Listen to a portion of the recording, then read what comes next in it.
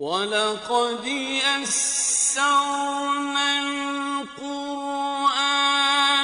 لِلذِّكْرِ فَهَلْ مِن مُّدَّكِرٍ۔ اور ہم نے قرآن کو سمجھنے کے لیے آسان کر دیا، تو کوئی ہے جو سوچے سمجھے۔ صوت القرآن، قرآن کی آواز۔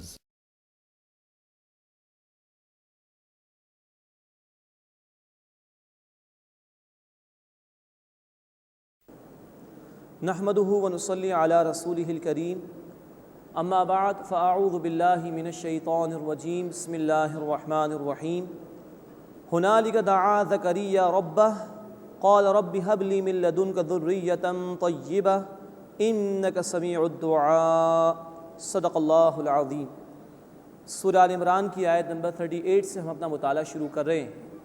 عرض کیا جا چکا ہے کہ نجران کا جو ڈیلیگیشن آیا تھا رسول اللہ صلی اللہ علیہ وسلم کی خدمت میں، اب اس کے سامنے کچھ دعوت پیش کی جا رہی ہے۔ ہم پڑھ چکے ہیں کہ حضرت مریم سلام علیہا کی ولادت ہوئی ان کی والدہ کے ہاں۔ ان کی اپنی منت تو یہ تھی کہ اگر بیٹا ہوتا تو دین کے کام کے لیے وقف کر دیتی۔ اللہ تعالیٰ نے یہ اظہار فرمایا کہ یہ جو بیٹی اللہ تعالیٰ نے عطا فرمائی یہ کئی بیٹوں سے بڑھ کر ہے۔ اور پھر انہی مریم سلام علیہا کے ہاں آگے چل کر ہم پڑھیں گے کہ حضرت عیسیٰ علیہ السلام کی پیدائش ہوگی۔ حضرت عیسیٰ علیہ السلام کی پیدائش سے پہلے ابھی حضرت زکریا علیہ السلام کے ہاں حضرت یحییٰ کی پیدائش کا ذکر آئے گا۔ گویا وہ تمہید ہوگی حضرت عیسیٰ علیہ السلام کی معجزانہ پیدائش کے بیان کے حوالے سے۔ مزید ہم پڑھ چکے کہ حضرت مریم سلام علیہا حضرت زکریا علیہ السلام کی کفالت میں رہیں، اور حضرت زکریا علیہ السلام نے دیکھا کہ یہ بڑی پاکیزہ خاتون ہیں اور اللہ نے بڑا ان کو نوازا ہے، اور طرح طرح کی حکمت کی باتیں ان پر اللہ نے منکشف فرما دی ہیں، ان کی زبان پر جاری فرما دی ہیں۔ تو جب حضرت زکریا علیہ السلام نے یہ دیکھا کہ اللہ نے اس خاتون کو اتنا کچھ نوازا ہے، تو فوراً دل میں ایک تڑپ پیدا ہوئی اور ایک دعا انہوں نے اللہ کے حضور میں رکھی، جس کا اب ذکر آ رہا ہے۔ ہنالک دعا زکریا ربہ، اسی وقت زکریا علیہ السلام نے اپنے رب سے دعا فرمائی۔ قال رب هب لي من لدنك ذرية طيبة، کہ اے میرے رب مجھے اپنے پاس سے پاک اولاد عطا فرما۔ انك سمیع الدعاء، بے شک تو دعا سننے والا ہے، خوب سننے والا ہے۔ جب دیکھا کہ حضرت مریم جو کہ نبی تو نہیں، کوئی عورت کبھی نبی تو نہیں ہو سکی، اللہ جب اس عورت کو اتنا نواز سکتا ہے تو میں اگر انشاءاللہ اللہ سے دعا کروں گا تو اللہ مجھے بھی یقیناً بہت کچھ عطا فرما سکتا ہے۔ تو اللہ انك سمیع الدعاء، بے شک تو دعا کا خوب سننے والا ہے، تو پاکیزہ اولاد مجھے اپنی جناب سے عطا فرما۔ فنادته الملائکہ، پس فرشتوں نے انہیں آواز دی۔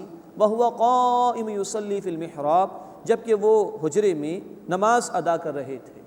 ان اللہ یبشرک بیحییٰ، کہ بے شک اللہ تمہیں یحییٰ کی خوشخبری دیتا ہے علیہ السلام، مصدقا بکلمۃ من اللہ وسیدا وحصورا، اللہ کے حکم کی تصدیق کرنے والا، سردار اور ضبط نفس کرنے والا، ونبی من الصالحین، اور وہ نبی ہوگا نیکوکاروں میں سے۔ یہ صفات بیان ہوئی حضرت یحییٰ علیہ السلام کی۔ قال ربی انا یکون لی غلام، انہوں نے عرض کیا زکریا علیہ السلام نے، اے میرے رب میرے ہاں لڑکا کیسے پیدا ہوگا؟ وقد بلغنی الکبر، جبکہ مجھے بڑھاپا پہنچ چکا ہے، وامرأتی عاقر، اور میری عورت بھی بانجھ ہے۔ تو ظاہری اسباب کے تحت تو اللہ میں اس قابل نہیں رہا نہ میری بیوی کے کوئی اولاد ہمارے یہاں پیدا ہو۔ قالا، فرمایا، کذالک اللہ یفعل ما یشاء، اسی طرح اللہ جو چاہتا ہے کرتا ہے، وہ علی کل شیء قدیر ہے۔ قال رب اجعل لی آیہ، اب حضرت زکریا علیہ السلام نے عرض کی، اے میرے رب میرے لیے کوئی نشانی مقرر فرما دے۔ قال آیتک الا تکلم الناس، فرمایا کہ تمہاری نشانی یہ ہے کہ تم لوگوں سے گفتگو نہیں کرو گے، ثلاثۃ ایام، 3 دن تک، الا رمزا، مگر یہ کہ اشارے میں۔ تو 3 دن تک کوئی گفتگو کسی سے نہیں کرو گے، الا یہ کہ اشارے میں کوئی گفتگو ہو جائے تو ٹھیک۔ وَاذْكُرْ رَبَّكَ كَثِيرًا وَسَبِّحْ بِالْعَشِيِّ وَالْإِبْكَارِ، اور اپنے رب کو بہت زیادہ یاد کرو، صبح اور شام اس کی تسبیح کرتے ہوئے۔ وَإِذْ قَالَتِ الْمَلَائِكَةُ يَا مَرْيَمْ، اور یاد کرو جب فرشتوں نے کہا کہ اے مریم، إِنَّ اللَّهَ اصْطَفَاكِ وَطَهَّرَكِ وَاصْطَفَاكِ عَلَى نِسَاءِ الْعَالَمِينَ، بے شک اللہ نے تمہیں چن لیا اور تمہیں پاک فرما دیا اور تمہیں جہان والوں کی عورتوں پر فضیلت عطا فرما دی۔ اب زکریا علیہ السلام کے ہاں معجزانہ طور پر یحییٰ علیہ السلام کی پیدائش کا بیان مکمل ہو گیا۔ وہ بوڑھے تھے، ان کی اہلیہ بانجھ تھیں، اللہ نے اولاد عطا فرما دی۔ اب عیسیٰ علیہ السلام کی معجزانہ پیدائش کا ذکر آ رہا ہے، گویا یہ پہلے بنیاد بنائی گئی ہے اس بات کو بیان کرنے کے لیے، اور اب جو ہے وہ حضرت مریم سلام علیہا کے ہاں حضرت عیسیٰ علیہ السلام کی پیدائش کا ذکر آ رہا ہے۔ لیکن اس سے پہلے نوٹ فرمائیے کہ حضرت مریم سلام علیہا کو اللہ نے کیا مقام دیا۔ اللہ نے تمہیں چن لیا، اللہ نے تمہیں پاکیزہ فرما دیا، اللہ نے تمہیں جہان والوں کی عورتوں پر فضیلت عطا فرما دی۔ اور ایک بیان وہ ہے جو آج کی بائبل دیتی ہے حضرت مریم سلام علیہا کے حوالے سے، معاذ اللہ ثم معاذ اللہ، یا وہ عقیدے ہیں جو اہل کتاب میں سے کچھ لوگوں نے اختیار کر رکھے ہیں کہ معاذ اللہ عیسیٰ علیہ السلام کی جو پیدائش ہوئی تھی وہ ناجائز طور پر ہوئی تھی، یا معاذ اللہ حضرت مریم سلام علیہا نے کوئی بدکاری کا معاملہ کیا تھا، معاذ اللہ ثم معاذ اللہ۔ ایک یہ رویہ ہے اور ایک قرآن کا بیان ہے۔ ظاہری بات ہے کہ یہ بیان خوبصورت ہے، یہ بیان پاکیزہ ہے، یہ بیان حضرت مریم سلام علیہا کی عزت کو اور بڑھانے والا ہے۔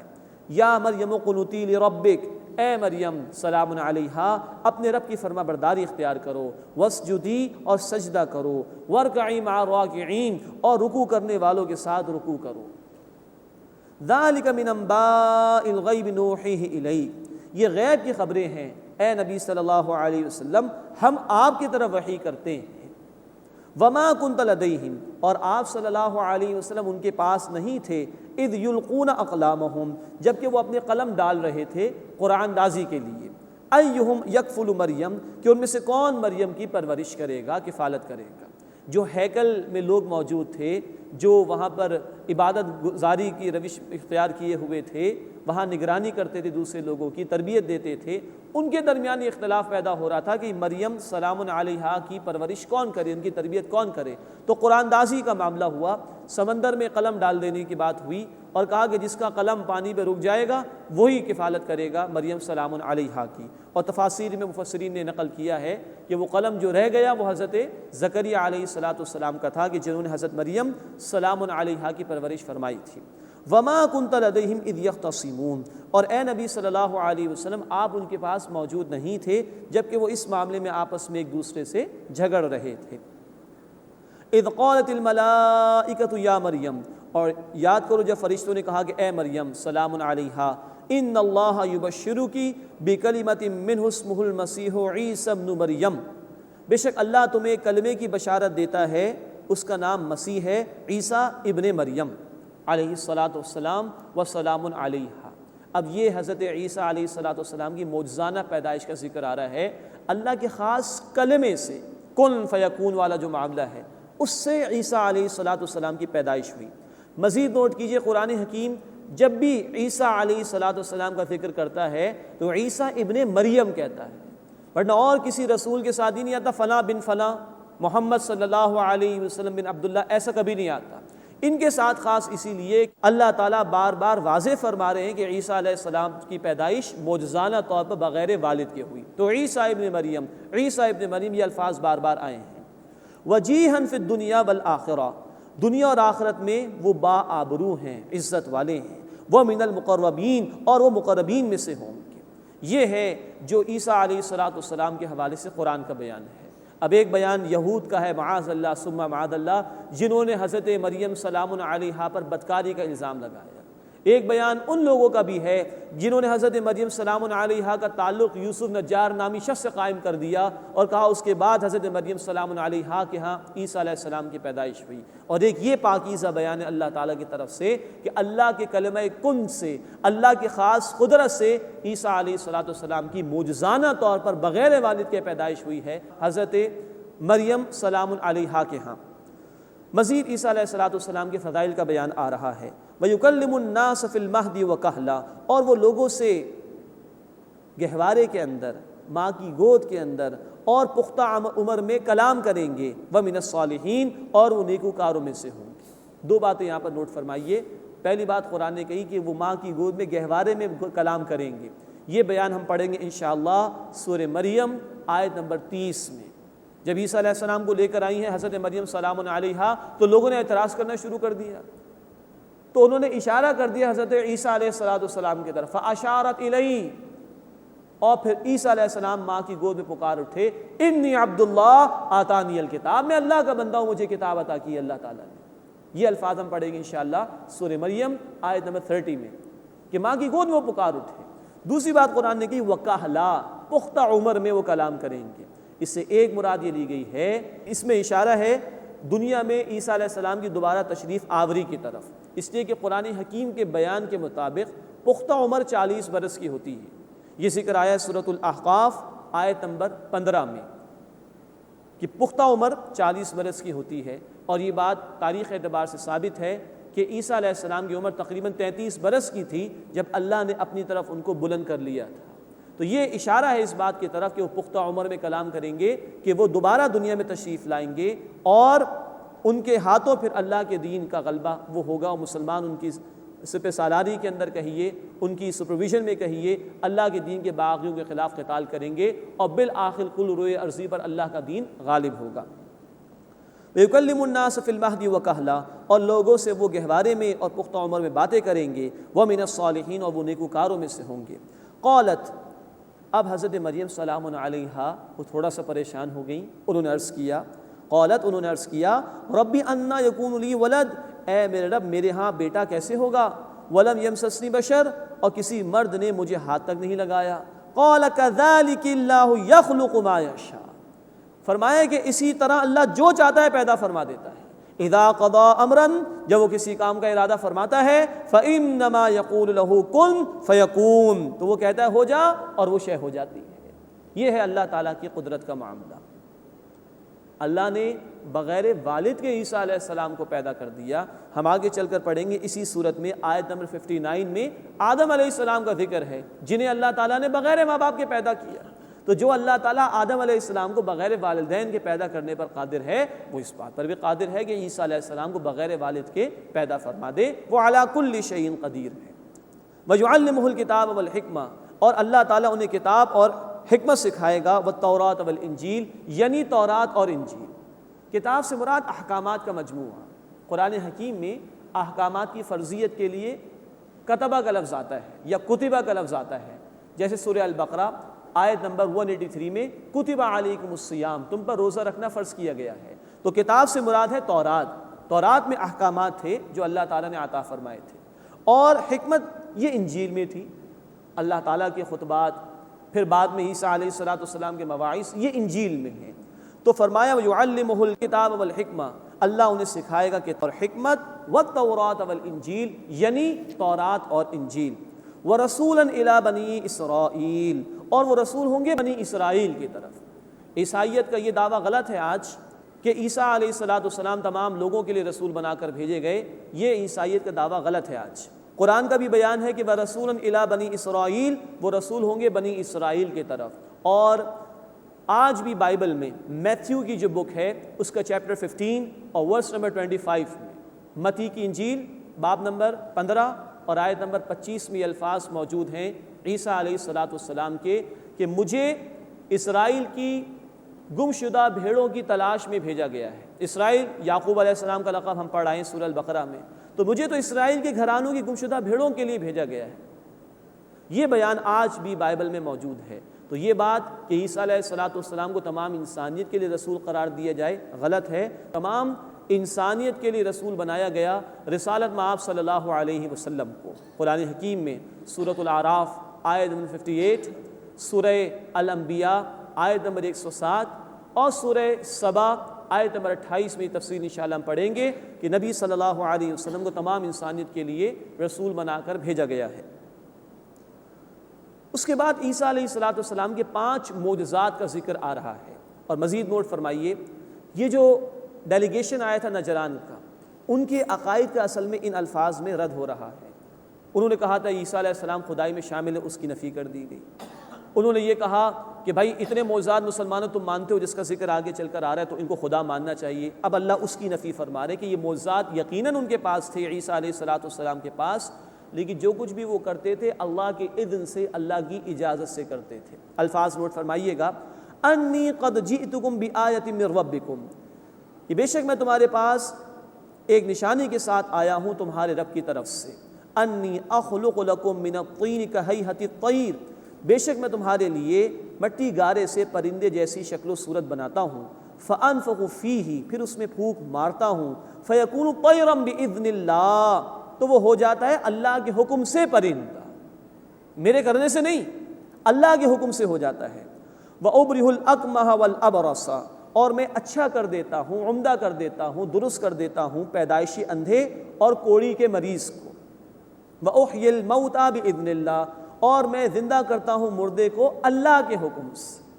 وَأُنَبِّئُكُم بِمَا تَأْكُلُونَ وَمَا تَدَّخِرُونَ فِي بُيُوتِكُم، اور میں تمہیں بتاتا ہوں جو کچھ تم کھاتے ہو اور جو تم اپنے گھروں میں ذخیرہ کرتے ہو، ان فی ذلک لآیۃ لکم، بے شک اس میں تمہارے لیے ایک نشانی ہے، ان کنتم مؤمنین، اگر تم ایمان لانے والے ہو۔ یہ 5 معجزات کا بیان اس مقام پر عیسیٰ علیہ السلام کے حوالے سے آیا ہے، لیکن دیکھیے الفاظ آ رہے ہیں اللہ کے حکم سے، اللہ کے حکم سے، اللہ کے حکم سے، تو اس وقت کے عیسائیوں کے غلط عقیدے کا بھی رد کیا جا رہا ہے کہ اتنا سب کچھ انہوں نے کر دیا تو ان کو خدا مان لینا چاہیے، معاذ اللہ، نہیں، اس کی نفی یہاں پر کر دی گئی۔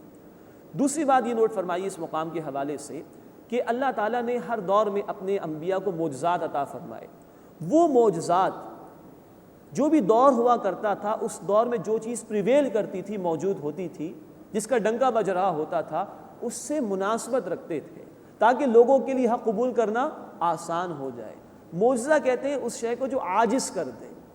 حضرت عیسیٰ علیہ السلام کے دور میں یونانی طب کا بڑا ہی دورہ تھا، میڈیکل کا بڑا دورہ تھا، تو اس سے ہی مناسبت رکھتے ہوئے معجزات اللہ نے عطا فرمائے تاکہ جب لوگ یہ معجزات دیکھیں تو عاجز ہو جائیں اور حق کو قبول کریں۔ تیسری بات اس حوالے سے یہ سمجھنے کی ہے کہ ہمارے اس دور میں بعض وہ لوگ کہ جو جدت پسند ہیں، مغرب سے مرعوب ہو گئے ہیں، وہ ان معجزات کا انکار کرتے ہیں اور کہتے ہیں یہ کیسے ہو سکتا ہے، اور طرح طرح کی ایسی تعویلات پیش کرنے کی کوشش کرتے ہیں کہ جو قرآن حکیم کے واضح الفاظ کے بالکل خلاف جاتی ہیں۔ اس حوالے سے نیوٹن کا ایک بڑا پیارا جملہ ہے، اس نے کہا کہ میری حیثیت صرف اتنی ہے کہ میں کسی سمندر پہ کھڑا ہوں اور میں نے دیگر موجود لوگوں کے مقابلے میں کچھ بہتر پتھر تلاش کر لیے ہیں، باقی سمندر میں کیا کچھ ہے، اس کی گہرائیوں میں کیا کچھ ہے، یہ میری عقل میں، میری گرفت میں نہیں آ سکا۔ حالانکہ کیا مقام ہے سائنٹسٹ میں نیوٹن کا، وہ ہمارے علم میں ہے۔ بالکل اسی طرح کہ اللہ علی کل شیء قدیر ہے، اللہ کی کتنی قدرت ہے ہم اس کا اندازہ نہیں کر سکتے، تو اللہ چاہے تو یہ معجزات اپنے انبیاء کے ذریعے سے ظاہر فرما سکتا ہے، اور اس نے فرمائے انسان کی عقل محدود ہے، وہ اس کو اپنی گرفت اور احاطے میں نہیں لا سکتی۔ تو وہ لوگ کہ جو دانشورانہ سوچ رکھتے ہیں، جدت پسندی کا فلسفہ اختیار کرتے ہیں، ان سے اتنی گزارش ہے، کیا وہ اللہ کو علی کل شیء قدیر نہیں مانتے؟ اللہ کو ہر شے پر قدرت رکھنے والا نہیں مانتے؟ اگر مانتے تو یہ معجزات اللہ دکھا سکتا ہے، بالکل ویسے ہی جیسے کہ اللہ کا قرآن حکیم میں بیان ہے۔ اللہ اپنی آیات پر ہمیں پوری دل کی گہرائیوں کے ساتھ یقین عطا فرمائے اور ہمارے ایمان کی حفاظت فرمائے۔ وَمُصَدِّقًا لِمَا بَيْنَ يَدَيَّ مِنَ التَّوْرَاةِ، اور میں اپنے سے پہلی کتاب یعنی تورات کی تصدیق کرنے والا ہوں، وَلِأُحِلَّ لَكُمْ بَعْدَ الَّذِي حُرِّمَ عَلَيْكُمْ، اور تاکہ تمہارے لیے بعض وہ چیزیں حلال کر دوں جو تم پر حرام کر دی گئی تھیں۔ یا تو یہ کہ تمہارے علماء سو، برے علماء نے کچھ پابندیاں لگا دی، کچھ چیزوں کو حرام قرار دے دیا، یا تمہاری گزشتہ نافرمانیوں کی وجہ سے تم پر کوئی پابندیاں لگا دی گئی، سخت احکامات آ گئے، میں حلال کرنے کے لیے آیا ہوں ان حرام چیزوں کو۔ وَجِئْتُكُمْ بِآیَةٍ مِّن رَبِّكُمْ، اور تمہارے پاس ایک نشانی کے ساتھ آیا ہوں تمہارے رب کی طرف سے۔ فَاتَّقُوا اللَّهَ وَأَطِیعُونِ، بس اللہ کا تقوی اختیار کرو اور میری اطاعت کرو۔ إِنَّ اللَّهَ رَبِّي وَرَبُّكُمْ فَاعْبُدُوهُ، بے شک اللہ میرا بھی اور تمہارا بھی رب ہے، بس اسی کی عبادت کرو۔ ھذا صراط مستقیم، یہی سیدھا راستہ ہے۔ تو عیسیٰ علیہ السلام کی دعوت بھی ان عیسائیوں کے وفد اور ڈیلیگیشن کے سامنے پیش کی جا رہی ہے کہ انہوں نے بھی اللہ کی عبادت کا حکم دیا، نہ کہ یہ کہ ان کو خدا مان لیا جائے اور اللہ کی الوہیت میں شامل کر لیا جائے، معاذ اللہ۔ فلما احس عیسیٰ منہم الکفر، پھر جب عیسیٰ علیہ السلام نے ان کی جانب سے کفر محسوس کیا، قال من انصاری الی اللہ، تو انہوں نے پکارا کون ہے میرا مددگار اللہ کی طرف۔ یہود کے علماء انہوں نے شدید مخالفت کی ہے عیسیٰ علیہ السلام کی، پھر دیگر یہودیوں نے بھی شدید ان کی مخالفت کی۔ تو جب احساس ہوا کہ یہ انکار پر ہی ڈٹے ہوئے ہیں، اڑے ہوئے ہیں، تو اب اللہ کے دین کی دعوت میں سپورٹ حاصل کرنے کے لیے عیسیٰ علیہ السلام نے پکارا، من انصاری الی اللہ، کون ہے میرا مددگار اللہ کی طرف؟ قال الحواریون، کہا حواریین نے۔ حواری حور سے بنا، سفید رنگ کے معنی اس میں شامل ہیں، مطلب میں یہ دھوبیوں کا کام کیا کرتے تھے لوگ سمندر کے کنارے۔ تو عیسیٰ علیہ السلام نے ان سے کبھی کہا بھی کہ تم مچھلیوں کو شکار کرتے ہو، آؤ میں تمہیں انسانوں کو شکار کرنے کا طریقہ سکھاؤں۔ مراد ہے کہ انسانوں تک بات کیسے پہنچانی ہے دین کی، تو اسی کے لیے پکارا۔ تو قول الحواریون، حواریوں نے جواب دیا، نحن انصار اللہ، ہم اللہ کے مددگار ہیں، آمنا باللہ، ہم ایمان لائے اللہ پر، واشہد بأننا مسلمون، اور اے اللہ تو گواہ رہے کہ بے شک ہم فرما برداری اختیار کرنے والوں میں سے ہیں۔ یہاں پہلی بات یہ نوٹ فرمائیے کہ ہمارے دین میں جماعت بنانے کا طریقہ کار یہ کہ ایک شخص اٹھے اور وہ پکارے کہ یہ ہے اللہ کا دین، یہ اس کی دعوت ہے، جو اس سے اتفاق کرے وہ آ کر مجھ سے مل جائے، اور یہ جماعت پھر اوپر سے نیچے کی طرف جائے گی، یعنی کہ ایک شخص کھڑا ہوگا دعوت کے لیے پکارے گا اور پھر لوگ اس کے ساتھ ملتے چلے جائیں گے۔ ہمارے دین میں جماعت سازی کا طریقہ کار یہ معلوم ہوتا ہے۔ دوسری بات یہ نوٹ فرمائیے کہ یہی بات کہ کون ہے میرا مددگار اللہ کی طرف، حواریین نے کہا ہم اللہ کے مددگار ہیں، یہ سورہ الصف کی آیت نمبر 14 میں بھی الفاظ آئے ہیں بالکل اسی طرح۔ تیسری بات نوٹ فرمائیے، عیسیٰ علیہ السلام نے کہا کہ کون ہے میرا مددگار اللہ کی طرف، ان کے حواریوں نے جواب دیا کہ ہم ہیں اللہ کے مددگار۔ اسی سے سمجھ لیجئے کہ اللہ کی مدد سے مراد ہے اللہ کے دین کی مدد کرنا، اللہ کے دین کی جد و جہد میں شریک ہونا۔ عیسیٰ علیہ السلام اللہ کے رسول تھے، انہوں نے جو مدد مانگی تھی وہ کسی دنیاوی غرض کے لیے تو نہیں تھی، اللہ کے دین کے لیے تھی، اسی لیے حواریوں نے جواب دیا کہ ہم اللہ کے مددگار ہیں۔ تو اس مقام سے یہ بات سمجھ میں آ سکتی ہے کہ اللہ کی مدد سے مراد اللہ کے دین کی مدد کرنا ہے۔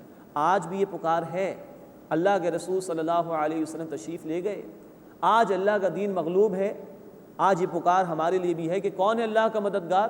سورہ صف کی آخری آیت نمبر 14 میں کہا گیا، یا ایھا الذین آمنوا کونوا انصار اللہ، اے ایمان والو اللہ کے مددگار بن جاؤ، یعنی کہ دین مغلوب ہے، اس کو غالب کرنے کے لیے میدان میں آؤ۔ اللہ ہمیں اس پکار پر لبیک کہنے کی توفیق عطا فرمائے اور اپنے دین کو غالب کرنے کی جد و جہد میں شریک ہونے کی توفیق عطا فرمائے۔ قال من انصاری الی اللہ، انہوں نے پکارا کون ہے میرا مددگار اللہ کی طرف؟ قال الحواریون نحن انصار اللہ، حواریوں نے جواب دیا ہم ہیں اللہ کے مددگار، آمنا باللہ، ہم ایمان لائے اللہ پر، واشہد بأننا مسلمون، اور اے اللہ تو گواہ ہے کہ ہم فرما برداروں میں سے ہیں۔ ربنا آمنا بما انزلت واتبعنا الرسول، انہوں نے عرض کیا اے ہمارے رب ہم ایمان لائے اس پر جو تو نے نازل فرمایا اور ہم نے رسول کی پیروی اختیار کی، فاکتبنا مع الشاہدین، بس تم ہمیں گواہی دینے والوں میں لکھ دے، ان میں شامل فرما دے۔ ومکروا ومکر اللہ، اور انہوں نے چال چلی اور اللہ تعالیٰ نے تدبیر فرمائی، واللہ خیر الماکرین، اور اللہ سب سے بڑھ کر تدبیر فرمانے والا ہے، سب سے بڑھ کر بہترین تدبیر فرمانے والا ہے۔ اب یہاں اشارہ ہے یہود کی طرف۔ جب عیسیٰ علیہ السلام کو اللہ تعالیٰ نے بھیجا، عیسیٰ علیہ السلام نے حق ان کے سامنے پیش کیا اور عیسیٰ علیہ السلام نے ان پر نکیر فرمائی کہ تم یہ کیا دنیا داری کے دھندوں میں لگے ہو، اللہ کا پیغام اس سے قبول کرو، اللہ کے تقاضوں پر عمل کرو۔ اور خاص طور پر جو یہود کے علماء سو تھے، برے علماء تھے، ان پر بڑی نکیر کی عیسیٰ علیہ السلام نے، تو وہ مخالف ہو گئے حضرت عیسیٰ علیہ السلام کی، اور عیسیٰ علیہ السلام کے معجزات کو انہوں نے جادو قرار دے دیا اور کہا یہ جادو ہے تو جادو کرنا کفر ہے، تو عیسیٰ معاذ اللہ یہ مرتد ہے، ان کو قتل کر دیا جانا چاہیے، معاذ اللہ معاذ اللہ۔ اور جو بھی اس وقت رومی بادشاہ تھا اس کے کان بھرے یہود کے علماء نے اور اپنے بس پڑتے عیسیٰ علیہ السلام کو سولی دلوانے کی کوشش کی۔ اللہ فرما رہے ہیں کہ وَمَكَرُوا، ان لوگوں نے چال چلی، وَمَكَرَ اللَّهُ، اللہ نے تدبیر فرمائی، اللہ نے حفاظت فرمائی۔ جب سولی دینے کا معاملہ آیا تو اللہ تعالیٰ نے عیسیٰ علیہ السلام کو آسمان پر بلند کر لیا، جس کا ذکر اگلی آیت میں آ رہا ہے، واللہ خیر الماکرین، اور اللہ سب سے بہترین تدبیر فرمانے والا ہے۔ اذ قال اللہ یا عیسیٰ، اور یاد کرو جب اللہ تعالیٰ نے فرمایا کہ اے عیسیٰ انی متوفیکا، بے شک میں تمہیں پورا لے لوں گا، ورافعک الیہ اور اپنی طرف بلند کر لوں گا، ومطہرک من الذین کفروا اور پاک کر دوں گا تمہیں ان لوگوں سے جنہوں نے کفر کیا، وجاعل الذین تبعوک فوق الذین کفروا اور جن لوگوں نے اے عیسیٰ تمہاری پیروی کی انہیں میں ان کے اوپر غالب رکھوں گا جنہوں نے کفر کیا، الی یوم القیامہ قیامت کے دن تک، ثم الی مرجعکم پھر تمہیں میری طرف لوٹ کر آنا ہے، فاحکم بینکم پھر میں تمہارے درمیان فیصلہ فرما دوں گا، فیما کنتم فیہ تختلفون اس کے بارے میں جس میں تم اختلاف کیا کرتے تھے۔ اس آیت میں بھی چند باتیں ہمیں سمجھنی ہیں۔ سب سے پہلی بات اللہ نے فرمایا انی متوفیکا میں تمہیں پورا لے لوں گا۔ یہاں ختم نبوت کا انکار کرنے والا گروہ یعنی قادیانی وہ کہتے ہیں کہ دیکھیے عیسیٰ علیہ السلام کو تو اللہ تعالیٰ نے موت دے دی، قرآن کے الفاظ بتا رہے ہیں متوفی کا، تو نوٹ فرمائیے یہ جو لفظ ہے متوفی کا اس کی اصل ہے توفا، جس کے معنی ہے پورا لینا، اور اس میں شعور لینے کے معنی بھی شامل ہیں، جان لے لینے کے معنی بھی شامل ہیں، جسم اور جان دونوں لے لیے جانے کے معنی بھی شامل ہیں، اور نیند پر بھی اس کا اطلاق ہوتا ہے۔ نوٹ کیجئے اس چیز کو، چنانچہ سورہ الانعام آیت نمبر 60 اور سورہ الزمر آیت نمبر 42 میں یہ توفا کا لفظ آیا ہے نیند کی حالت میں روح لے لیے جانے کے معنی۔ اس کے معنی اصل میں ہے پورا لے لینا، جس کا کامل اطلاق ہوتا ہے حضرت عیسیٰ علیہ السلام پر۔ اللہ نے ان کا جسم، ان کی روح اور ان کی جان سمیت ان کو پورا لے لیا، ورافعک الیہ اور میں تمہیں اپنی طرف اے عیسیٰ بلند کر لوں گا۔ صرف رفع ہوتا اس کے معنی درجات کو بلند کرنے کی، لیکن جب رافعک کے ساتھ الیہ آ گیا تو ورافعک الیہ اے عیسیٰ میں تمہیں اپنی طرف پورا بلند کر لوں گا۔ تو یہ قرآن کے الفاظ خود اپنی حفاظت کرتے ہیں، جیسے کہ ہمارا عقیدہ ہے مسلمانوں کا کہ عیسیٰ علیہ السلام کو اللہ نے بلند کر لیا اور قیامت سے پہلے وہ دوبارہ دنیا میں تشریف لائیں گے۔ دوسری بات نوٹ کیجیے، قرآن نے فرمایا کہ وجاعل الذین تبعوک فوق الذین کفروا اور اے عیسیٰ جنہوں نے تمہاری پیروی کی انہیں میں ان لوگوں کے اوپر غالب رکھوں گا جنہوں نے کفر کیا۔ یہاں کفر کرنے والے یہود ہیں، اور اللہ نے فرمایا کہ اے عیسیٰ تمہاری پیروی کرنے والوں کو ان یہود یعنی کفر کرنے والوں پر غالب رکھوں گا۔ تو نوٹ فرمائیے کہ ہر دور میں یہی رہا کہ یہودی مغلوب ہی رہیں اور عیسائی ہی ان پر غالب رہے ہیں۔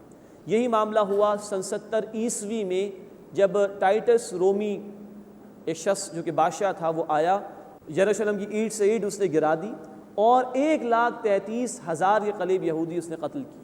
اسی طرح گزشتہ صدی میں ہم جانتے ہیں کہ ہٹلر نے 60 لاکھ یہودی قتل کیے تھے، اور آج اگر اسرائیل کی کوئی ریاست ہمیں دکھائی بھی دیتی ہے تو بالآخر ہم جانتے ہیں اس بات کو، تسلیم کرتے ہیں سب کہ وہ برطانیہ اور امریکہ کی پشت پناہی کی وجہ سے ہے جو بالآخر عیسائی ہی ہیں۔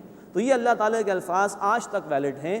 فرمایا کہ وجاعل الذین تبعوک فوق الذین کفروا الی یوم القیامہ اور اے عیسیٰ جنہوں نے تمہاری پیروی کی انہیں ان لوگوں کے اوپر غالب رکھوں گا جنہوں نے کفر کیا قیامت کے دن تک کے لیے۔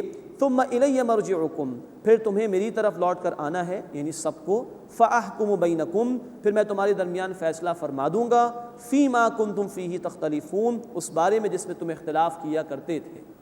فاما الذین کفروا بس جن لوگوں نے کفر کیا، فاعذبہم عذابا شدیدا تو انہیں میں سخت عذاب دوں گا، فی الدنیا والآخرہ دنیا اور آخرت میں، وما لہم من ناصرین اور ان کا کوئی مددگار نہیں ہوگا۔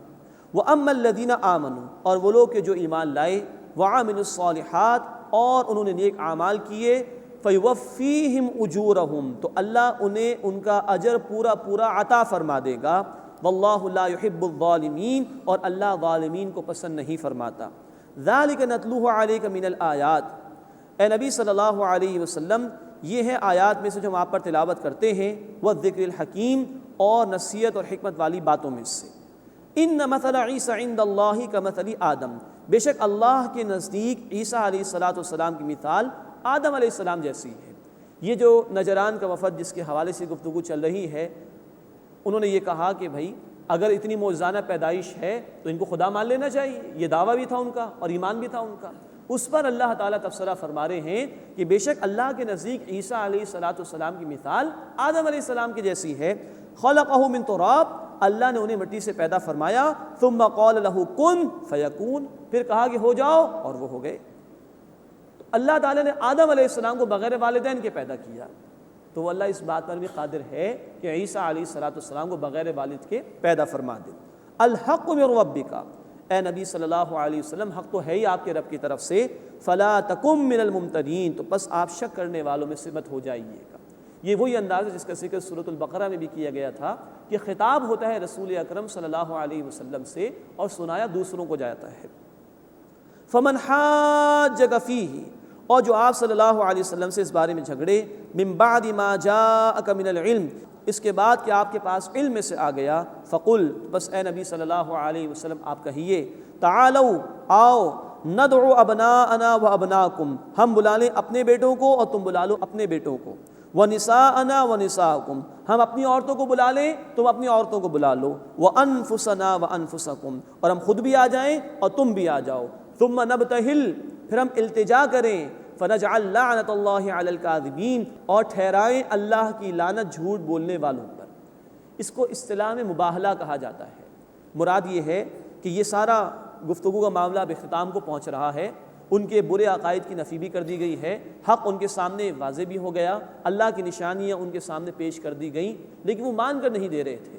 تو اب اللہ تعالیٰ نے کہا کہ اے نبی صلی اللہ علیہ وسلم ان کو آپ چیلنج پیش کر دیجئے. دعوت مباہلہ اسی اصطلاح میں کہا جاتا ہے، اور یہ پیش کیجئے کہ تم بھی اپنے گھر والوں کو لے کر آؤ، میں بھی اپنے گھر والوں کو لے کر آتا ہوں، اور پھر اب اللہ سے التجا کرتے کہ اللہ جو جھوٹا ہے اس پر تیری لعنت ہو جائے. تو ان کا جو بڑا پادری تھا اس نے اس دعوت کو قبول کرنے سے انکار کر دیا. اللہ کے رسول صلی اللہ علیہ وسلم کے ساتھ حضرت علی، حضرت فاطمہ رضی اللہ تعالی عنہما، حضرت حسن، حضرت حسین رضی اللہ تعالی عنہما، یہ سب موجود تھے. اس پادری نے کہا کہ میں یہ نورانی صورتیں دیکھ رہا ہوں، اب بخدا یہ وہ لوگ ہیں کہ اگر دعائیں کریں تو پہاڑوں کو بھی ہلا دیں یہ لوگ. تو اس نے انکار کر دیا اور یہ دعوت قبول نہیں کی، اور پھر واپس جانے کا فیصلہ کر لیا. قبول نہیں کیا حق کو، لیکن جزیہ دینے کا ارادہ ظاہر کر کے وہ لوگ وہاں سے چلے گئے. ان ھذا لہو القصص الحق، بے شک یہی سچا بیان ہے. وما من الہ الا اللہ، اور اللہ کے سوا کوئی عبادت کے لائق نہیں. وان اللہ لہو العزیز الحکیم، اور بے شک اللہ ہی زبردست ہے، غالب حکمت والا ہے.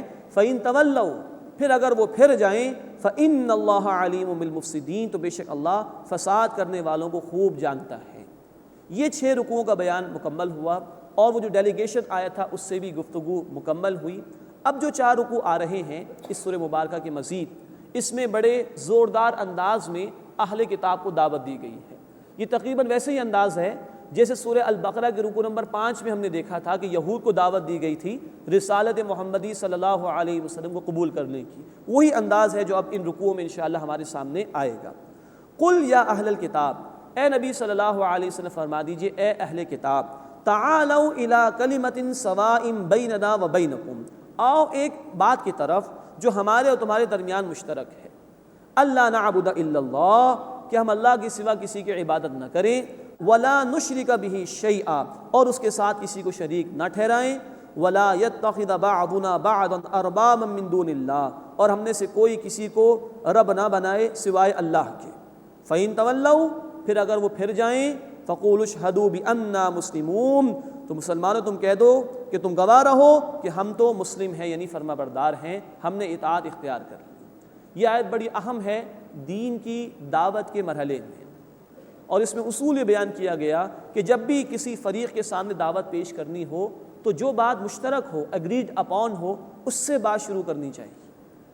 اب آپ اس کتاب کی خوبصورتی دیکھیے، یہودی ایک طرف ہیں، عیسائی ایک طرف ہیں، اور مسلمان ایک طرف، شدید اختلافات. لیکن اگر 1 2 یا 3 باتوں میں بھی اختلاف کے مقابلے میں اشتراک ہے، ایگریڈ اپون ہیں وہ باتیں، چاہے وہ کم ہی کیوں نہ ہو، تو قرآن نے اس سے بات شروع کی ہے تاکہ افہام و تفہیم تو ہو، ڈائلاگ کا موقع تو آئے، گفتگو کا موقع تو آئے، پھر افہام و تفہیم اور آگے بڑھے گی تو اختلافات کو بھی طے کیا جا سکے گا. تو یہ قرآن نے یہاں پر دعوت کا اصول ہمیں بیان فرمایا کہ جب بھی دعوت شروع کرنی ہو تو ایگریڈ اپون باتوں سے شروع کرنی چاہیے. بدقسمتی ہمارے معاشرے میں یہ ہے کہ جب گفتگو ہوتی ہے تو عام طور پر اختلافی باتوں کو زیادہ بیان کیا جاتا ہے. حالانکہ اس کے مقابلے میں جو اتفاقی باتیں ہیں وہ مور دین 95% ہیں۔ اگر ان سے ہم بات کو شروع کریں گے تو انشاءاللہ ہمارے اختلافات، ہماری تفرقے ختم ہو سکیں گے۔ تو اہل کتاب کو بھی کہا گیا کہ ایک ایسی بات کی طرف آؤ جو ہمارے اور تمہارے درمیان مشترک ہے، ایک اللہ کی عبادت کریں، اس کے ساتھ کسی کو شریک نہ کریں، اور اللہ کے ساتھ کسی اور کو رب نہ بنائیں۔ حضرت عدی بن حاتم رضی اللہ تعالی عنہ عیسائی تھے، ایمان لے آئے، جامع ترمذی میں تفصیل ہے۔ انہوں نے سوال کیا اللہ کے رسول صلی اللہ علیہ وسلم سے کہ اللہ کے رسول ہم نے اور لوگوں کو کیسے رب بنا لیا؟ تو آپ صلی اللہ علیہ وسلم نے فرمایا کہ اے عدی، ایسا نہیں تھا کہ تمہارے علماء جس چیز کو حلال کہتے تھے تم مان لیا کرتے تھے، جس چیز کو حرام ٹھہراتے تھے تم مان لیا کرتے تھے؟ انہوں نے فرمایا کہ ہاں۔ فرمایا یہی ہے اللہ کے مقابلے میں کسی اور کو رب بنا لینا۔ تو کوئی ایسی رائے، کوئی ایسی بات، حلال حرام کے کوئی ایسے فیصلے جو اللہ کی تعلیمات کے خلاف ہوں، کوئی ایسے مطالبات اور تقاضے جو دین کی تعلیمات کے خلاف ہوں اور ان کو مانا جائے، تو جس اتھارٹی نے یہ تقاضے کیے، جس اتھارٹی نے اس کو حلال حرام قرار دیا، گویا اس کو رب مان لیا گیا۔ حلال حرام کا اختیار اللہ کے پاس تھا، گویا یہ اختیار اس کو دے دیا گیا۔ یہ ہے اللہ کے مقابلے میں کسی اور کو رب بنانا۔ فَإِن تَوَلَّوْا، پھر اگر وہ منہ پھیر لیں، پھر جائیں، فَقُولُوا اشْهَدُوا بِأَنَّا مُسْلِمُونَ، تو اے مسلمانوں تم کہہ دو کہ اے لوگو تم گواہ رہو، ہم تو فرما برداری اختیار کرنے والے ہیں۔ یا اہل الکتاب، اے اہل کتاب، لِمَ تُحَاجُّونَ فِي ابراہیم، تم ابراہیم علیہ السلام کے بارے میں کیوں جھگڑتے ہو؟ وَمَا أُنزِلَتِ التَّوْرَاةُ وَالْإِنجِيلُ إِلَّا مِن بَعْدِ، حالانکہ تورات اور انجیل تو ان کے بعد نازل کی گئی۔ تم کبھی کہتے ہو کہ وہ یہودی تھے، کبھی کہتے ہو وہ نصرانی تھے، ایسا بالکل نہیں ہے۔ تورات اور انجیل تو ابراہیم علیہ السلام کے برسہ برس کے بعد، صدیوں کے بعد جا کے نازل ہوئی، تو ان کے بارے میں تم کیوں جھگڑتے ہو؟ افلا تعقلون، بس کیا تم عقل سے کام نہیں لیتے؟